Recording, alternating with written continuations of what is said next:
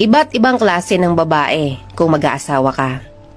Kapag nag-asawa ka ng babaeng independent at business-minded, accept the fact na hindi niya maaasikaso ang bahay niyo 24/7. Kapag gusto mo naman sa babae ay inaasikaso ka full-time, accept the fact na hindi siya kumikita ng sarili niyang pera at may time na mapapabayaan ang kanyang sarili, kakaintindi sa'yo at sa anak niyo. Kapag gusto mo ng babaeng makinis, maputi, at chicks na chicks, accept the fact na kapag inasawa mo yan, kailangan mong sagutin ang lahat ng expenses niya sa beauty products to maintain her beauty.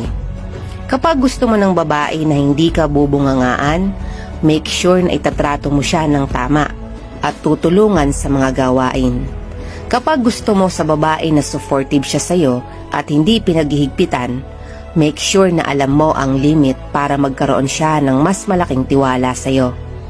Remember, a woman is a reflection of how you treat her. Kaya hanggat maaari, babaan ang expectations sa isang babae. Dahil walang taong perpekto,